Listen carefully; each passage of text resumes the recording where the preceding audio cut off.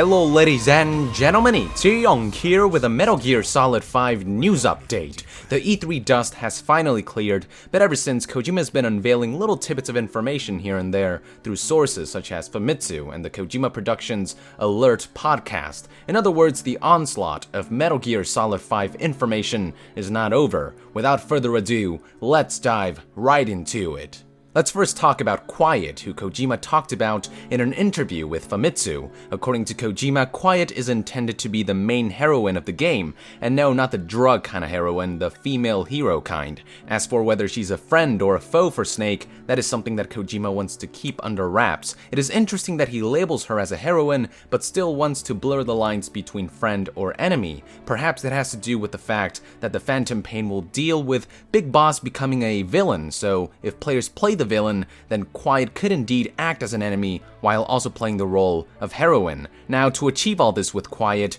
Kojima was quite careful casting the role, and his decision was Stephanie Justin, who through motion capture will act as the face and animation of the character. Now, Stephanie Justin won't have many lines, if at all, considering that, in Kojima's words, Quiet never speaks except for a few moans and grunts. Kojima wasn't specific about whether she doesn't speak because she chooses not to, or because she is mute, but based on her subtitle, a sniper deprived of her words, I'm going to guess that she was born with the ability to speak, which was later taken from her after her tongue was cut off, but we'll see. Speaking of motion capture, many have also been curious about how Ocelot will be brought to life. It has already been revealed that Troy Baker, the voice of Booker DeWitt from BioShock Infinite, and Joel from The Last of Us will be the new voice of this middle-aged Ocelot. What most people may not know is that he will also be doing the facial capture for the character.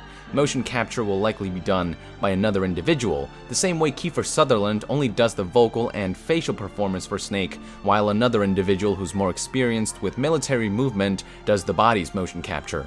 Alright, enough about characters, let's talk about gameplay. One of the most exciting new features is the real-time system of this open-world game. A frequently asked question is how will the in-game time compare with real life? A new episode of the Kojima Productions Alert podcast has confirmed that the game's time will be roughly 4 times faster than in real life, meaning that 6 hours for players means 24 hours in the game world. With the passage of time, players will also experience various weather and lighting conditions that can be tactically taken advantage of to fulfill missions. The podcast also talks a bit about CQC and its enhanced features. One of the biggest changes is that the game will now allow players to do what they would normally see in cutscenes, such as the ability to disarm the enemy and use that weapon against them. In past games, players had to knock the enemy out and pick up the weapon to later use it, which could at times be a clunky process, but in this game, things like disarming enemies and the entirety of CQC in general will be much smoother than ever before. Oh, and while I'm showing this scene,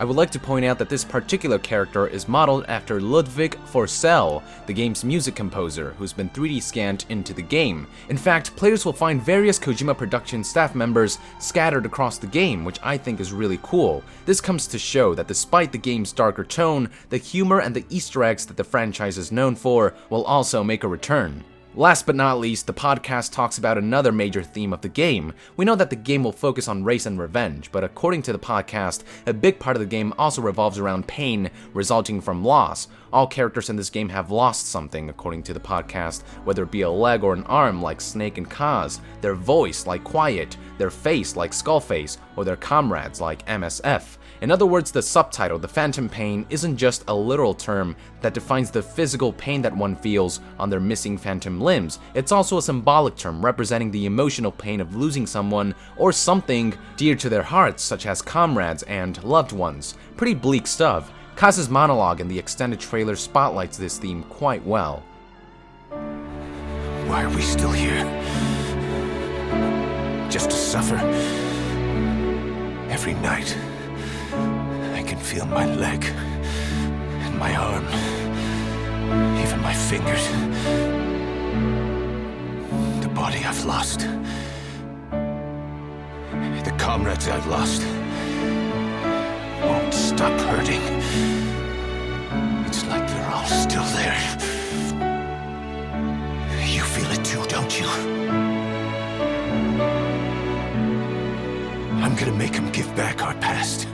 And with that, ladies and gentlemen, I would like to conclude this new segment. All this new information about characters, gameplay, and story has me even more pumped about this incredible looking game. What about you guys? Be sure to share your thoughts of all this new information in the comments below. To be further updated on Metal Gear Solid 5, be sure to join the NASIAN and subscribe to Young Yeah. I'll see you guys next time. Thank you very much, and Young out!